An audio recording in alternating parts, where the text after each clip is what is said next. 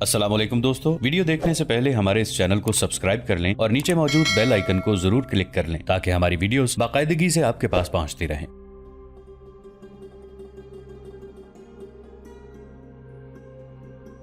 کیا آپ جانتے ہیں مسلمان کہاں تک آ گئے ہیں؟ یزدگرد نے کہا۔ برس پر ان کا قبضہ ہو گیا ہے، کوسہ میں شہریار مارا گیا ہے اور یہ شہر بھی مسلمانوں کے پاس چلا گیا ہے۔ سورہ اور ویرا میں بھی مسلمان قابض ہو گئے ہیں اور اب انہوں نے بہر شیر کا محاصرہ کر لیا ہے۔ ادھر آپ ہیں کہ دن پہ دن گزارتے چلے جا رہے ہیں۔ کیا آپ اس وقت کچھ کریں گے جب مسلمان مدائن میں داخل ہو جائیں گے؟ شہنشاہ فارس بوڑھے یہودی نے کہا۔ آپ میری کچھ باتیں بھول گئے ہیں۔ میں نے کہا تھا کہ آپ کسی طریقے سے اپنی فوج کا حوصلہ مضبوط کریں، خواہ آپ کو خود آگے جانا پڑے۔ مجھے یہ توقع تھی کہ ہماری فوج کہیں نہ کہیں مسلمانوں کو روک لے گی اور کچھ دن روکے رکھے گی، دوسرے مسلمانوں کی پیش قدمی تیز نہیں ہوگی۔ میں اتنے وقت میں اپنا کام مکمل کر لوں گا، لیکن ہماری فوج نے کہیں بھی قدم جمانے کی کوشش نہیں کی۔ جادو کسی ایک انسان پر کرنا ہو تو تھوڑی سی دیر میں ہو جاتا ہے، لیکن ایک لشکر کو جادو کے زور پر روک لینے کے لیے بہت وقت درکار ہوتا ہے۔ اس جادو کی تیاری میں اپنی جان کا خطرہ بھی ہوتا ہے۔ اگر میں آپ کو خوش کرنے کے لیے جلد بازی کروں گا تو جادو کمزور ہونے کی وجہ سے بیکار ہو سکتا ہے، اور یہ بھی ہو سکتا ہے کہ جادو الٹا اثر کر جائے۔ ایسی صورت میں آپ کی تباہی کا عمل اور تیز ہو جائے گا۔ آپ یہ کام کریں کہ بہر شیر میں کمک بھیجیں، محاصرہ لمبا ہو جائے گا۔ اپنی فوج کو پیغام بھیجیں کہ غیب سے مدد آ رہی ہے، جم کر لڑیں۔ یہ تھا وہ جادو جس کا ذکر قرآن پاک میں آیا ہے اور جسے اللہ تعالیٰ نے اپنے دو فرشتوں ہاروت اور ماروت سے منسوب کیا ہے، اور اس کے ساتھ ہی اسے شیطان کا کام کہا ہے۔ یہودی جسے اللہ تعالیٰ نے دھتکاری ہوئی قوم کہا تھا، اس جادو کے پیچھے پڑ گئے۔ یہودی کی فطرت میں شامل ہے کہ وہ ہر اس کام کو پسند کرتا ہے جس کام میں شیطان کا عمل دخل ہو۔ جیسا کہ پہلے بیان ہو چکا ہے، یہودی مسلمانوں کے جانی دشمن تھے۔ انہوں نے مسلمانوں کے خلاف جادو کا استعمال بھی کیا۔ رسول اکرم صلی اللہ علیہ وآلہ وسلم پر انہوں نے جادو بھی چلایا اور دھوکے سے زہر بھی دیا۔ اس کے علاوہ جہاں کہیں مسلمانوں کو کامیاب ہوتے دیکھا، وہاں زمین دوز کارروائیوں سے مسلمانوں کو نقصان پہنچانے کی کوشش کی اور مسلمانوں کے دشمنوں کو ہر طرح کی مدد دینے اور ان کے ہاتھ مضبوط کرنے کی کوشش کی۔ وہ آج تک ان کوششوں میں مصروف ہیں۔ یہ بوڑھا یہودی راہب یزدگرد کو جادو کا سہارا دے رہا تھا۔ یہ نہیں بتایا جا سکتا کہ وہ واقعی جادو کر رہا تھا یا جادو چلانا جانتا بھی تھا یا نہیں، لیکن وہ یزدگرد کا حوصلہ مضبوط کر رہا تھا اور اسے کہہ رہا تھا کہ وہ اپنی فوج کا حوصلہ بھی مضبوط کرے۔ اس نے یزدگرد پر اپنا اثر ڈال لیا، اثر بھی ایسا جیسے اسے ہپناٹائز کر لیا ہو۔ اسی رات یہ بوڑھا یہودی اس لڑکی کو شہر سے باہر دریا کے کنارے اس علاقے میں لے گیا جس میں سیلابی پانی کے تالاب بنے رہتے تھے اور جہاں درختوں اور سرکنڈوں کا گھنا جنگل تھا۔ وہاں اس نے ایک کٹیا بنا لی تھی جس میں زیادہ تر لکڑی استعمال کی گئی تھی۔ اس کا ایک جوان سال چیلا بھی اس کے ساتھ تھا۔ وہاں انہوں نے اپنے لیے اور لڑکی کے لیے کھانا پکانے اور بستروں کا انتظام بھی کر لیا تھا۔ ان کا زیادہ تر کام رات کو کٹیا کے باہر ہوتا تھا۔ راہب نے 2 الو بھی پکڑ رکھے تھے۔ انہیں کوئی ایسی غذا کھلاتا تھا کہ وہ اڑ کر کہیں جاتے ہی نہیں تھے۔ کٹیا میں ہر وقت لوبان کی دھونی جلتی رہتی تھی۔ رات کو راہب لڑکی کو سیاہ چوگا پہنا کر دوزانوں بٹھا لیتا تھا۔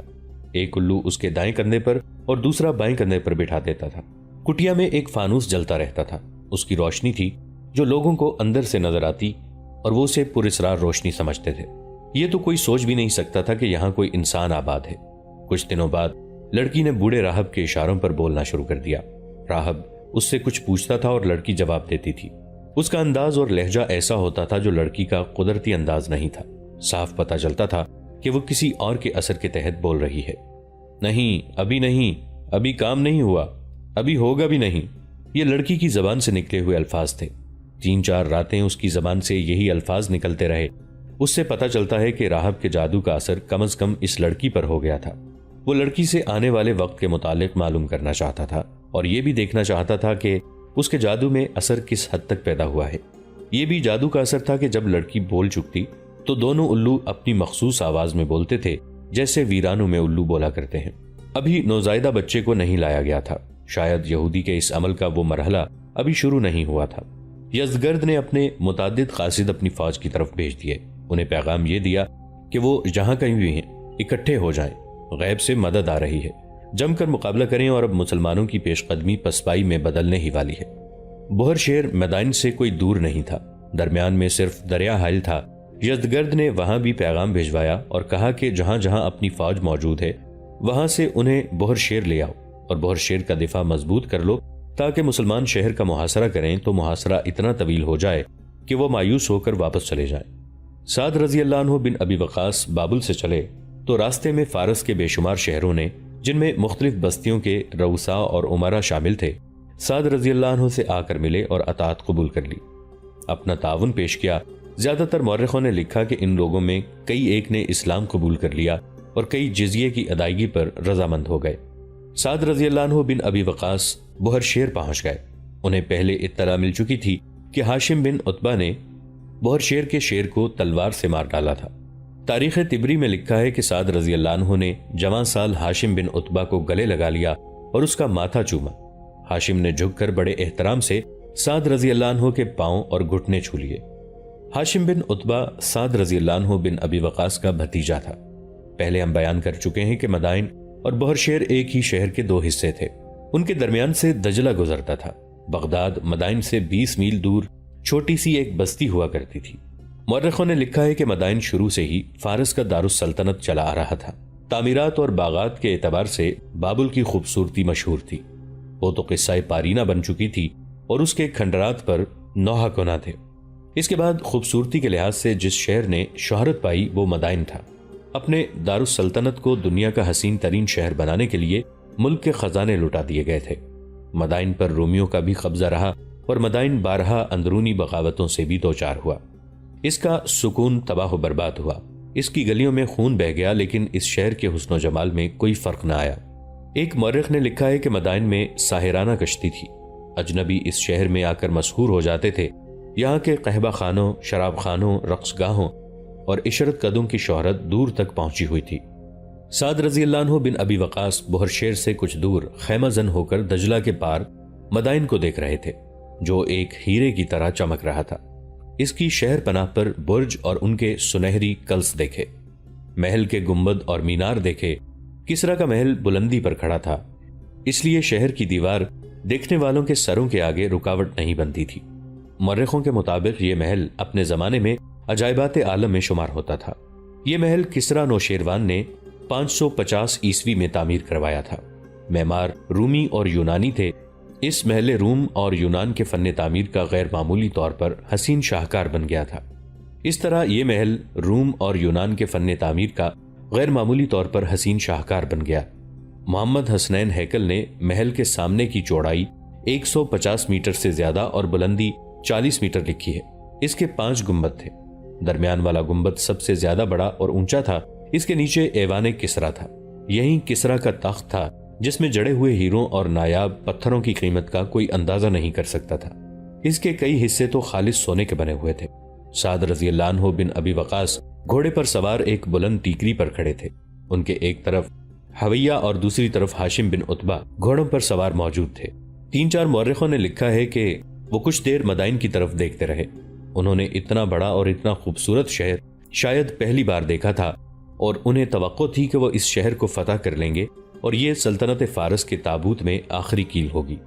انہوں نے آسمان کی طرف دیکھا اور دونوں ہاتھ اوپر اٹھا کر اللہ کا شکر ادا کیا، پھر بلند آواز سے یہ آیت پڑھی، اولم تکونوا اقسمتم من قبل ما لکم من زوال، کیا تم نے قسم نہیں کھائی تھی کہ تمہارے لیے زوال نہیں ہے؟ اس وقت سعد رضی اللہ عنہ بن ابی وقاص کے ذہن میں یقیناً فارس کی عظیم سلطنت کا زوال تھا۔ میرے عزیزو، سعد رضی اللہ عنہ نے زہرا اور ہاشم سے کہا، مدائن کے ان گنبدوں کے نیچے کسرا پرویز نے رسول اللہ صلی اللہ علیہ وآلہ وسلم کا پیغام حق پھاڑ کر اڑا دیا تھا۔ کیا تمہیں یہ گنبد لرزتے ہوئے محسوس نہیں ہو رہے؟ بے شک، بے شک، زہرا اور ہاشم بیک زبان بولے اور دونوں نے ہاتھ آسمان کی طرف اٹھا کر کہا، اللہ اللہ۔ اس وقت وہ بہر شیر سے کچھ دور تھے۔ ان کے تمام دستے جو قادسیہ سے پسپا ہونے والے فارسیوں کے تعاقب میں بکھر گئے تھے، ان کے پاس پہنچ گئے تھے۔ رات کو سعد رضی اللہ عنہ نے سالاروں اور قبیلوں کے سرداروں کو بلا لیا۔ میں جانتا ہوں مجاہدین بہت تھکے ہوئے ہیں، سعد رضی اللہ عنہ بن ابی وقاص نے کہا۔ خدا کی قسم ان کی ہڈیاں ٹوٹ رہی ہوں گی، لیکن ہم آرام کرنے بیٹھ گئے تو آتش پرستوں کی فوج اس شہر میں اکٹھی ہو جائے گی اور ہمارے لیے بہت بڑی رکاوٹ بن جائے گی۔ ہمیں فوراً اس شہر پر حملہ کر دینا چاہیے۔ شہر کے دروازے کھلے ہیں، اگر ہم شہر میں داخل ہو گئے تو اندر جتنی بھی فوج ہوئی اس کا مقابلہ کر لیں گے۔ اگر دروازے بند ہو گئے تو محاصرہ بہت لمبا ہوگا، مجاہدین کو شہر پر حملے کے لیے فوراً تیار کرو۔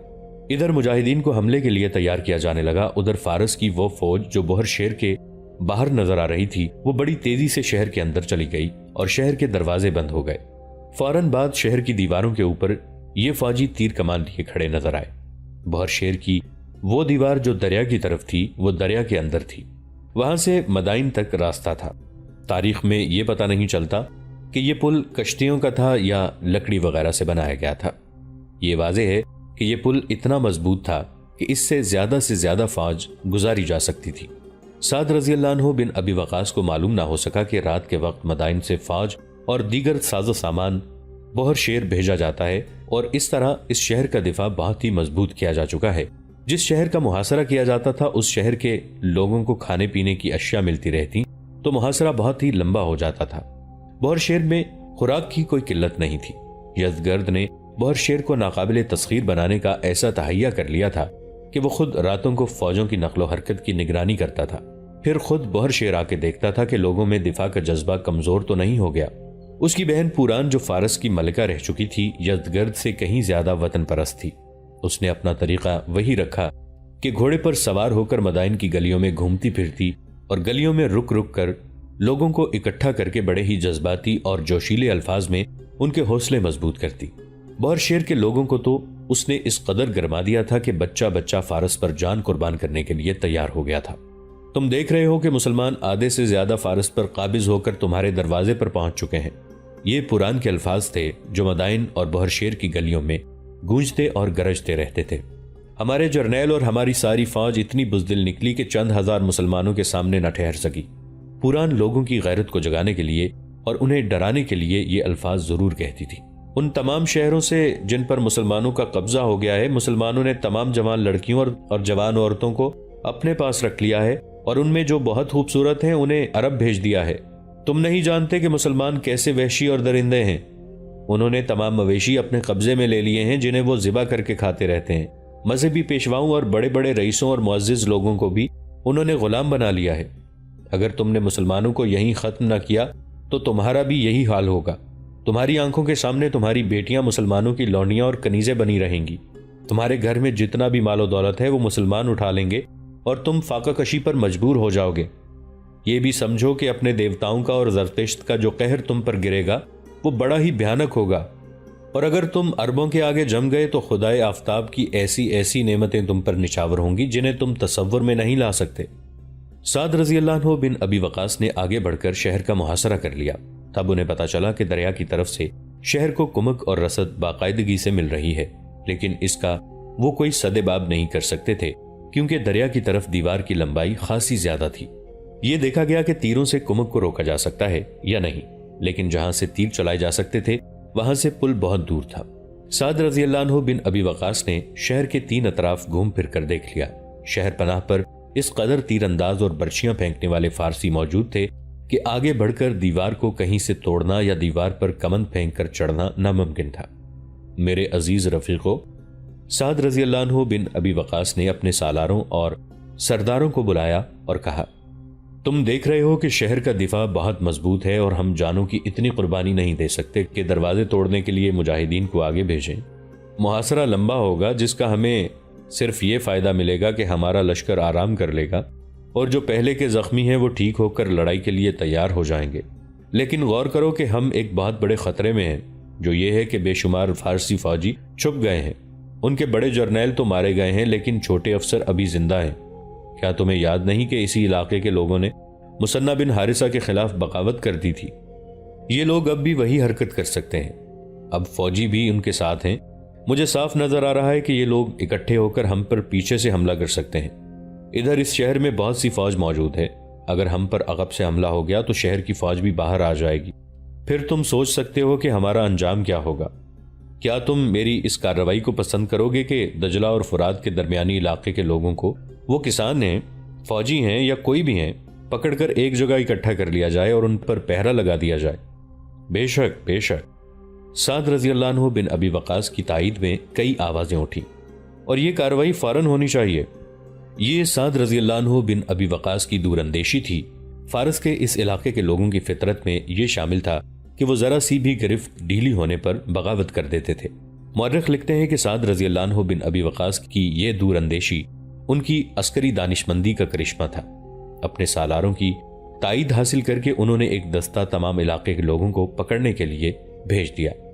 اس کارروائی میں کچھ دن لگ گئے، لوگوں کو ایک جگہ اکٹھا کیا جاتا رہا اور اس طرح چند دنوں میں 1,00,000 افراد جو سب کے سب مرد تھے اکٹھے کر لیے گئے۔ کسی کے پاس کوئی ہتھیار نہیں تھا۔ انہیں بتایا گیا کہ انہیں کھانے پینے کے لیے ملتا رہے گا اور اس کے سوا کہ انہیں یہیں موجود رہنا پڑے گا، کوئی تکلیف نہیں دی جائے گی۔ 2 مورخوں نے، جن میں محمد حسنین ہیکل بھی شامل ہیں، لکھا ہے کہ مسلمانوں نے اپنے ارد گرد ان لوگوں سے خندق کھدوا لی تھی تاکہ عقب کے خطرے سے محفوظ ہو جائیں، لیکن زیادہ تر مورخوں نے ایسی خندق کا ذرا سا بھی ذکر نہیں کیا، نہ ہی یہ خندق صحیح معلوم ہوتی ہے۔ سعد بن ابی وقاص رضی اللہ عنہ ایسے جرنیل تھے جو اپنے عقب میں ایسی رکاوٹ کبھی کھڑی نہیں کیا کرتے تھے۔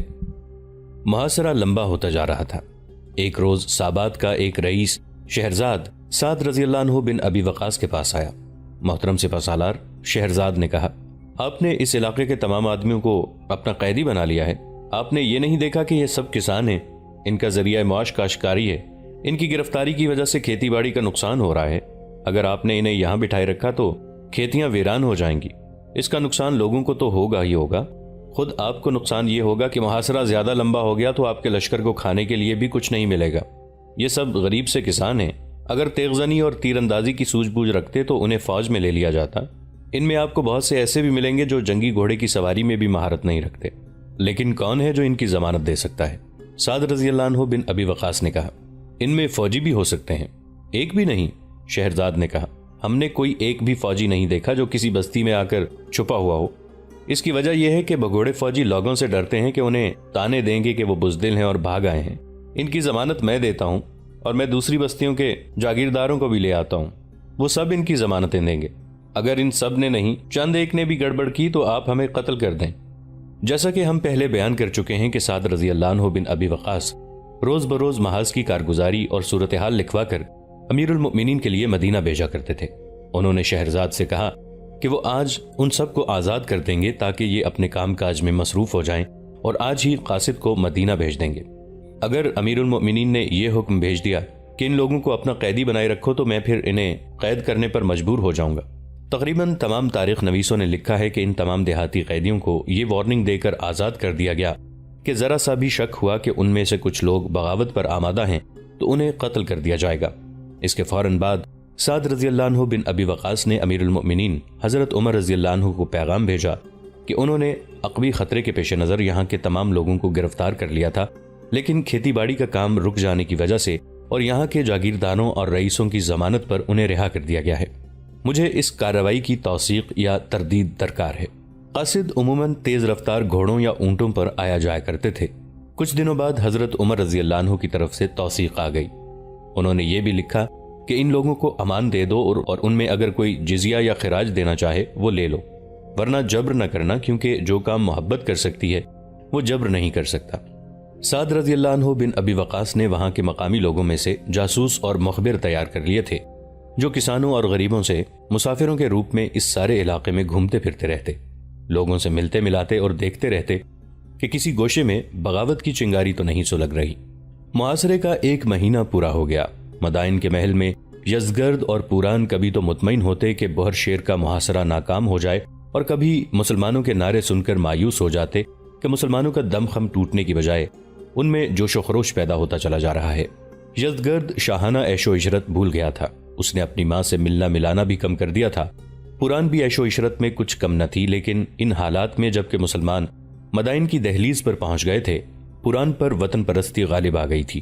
ان دونوں نے مذہبی پیشواؤں کو بلا کر کئی بار کہا تھا کہ عبادت گاہوں میں ہر وقت عبادت جاری رکھیں۔ ایک روز یہودی راہب جو مسلمانوں کو روکنے کے لیے بڑا سخت جادو تیار کر رہا تھا یزدگرد کے پاس آیا۔ اسے دیکھ کر یزدگرد کی آنکھیں چمک اٹھیں جیسے فارس کا نجات دہندہ یہی یہودی راہب ہو۔ کیا تم نے اپنا کام مکمل کر لیا ہے؟ یزدگرد نے اسے دیکھتے ہی بےتابی سے پوچھا۔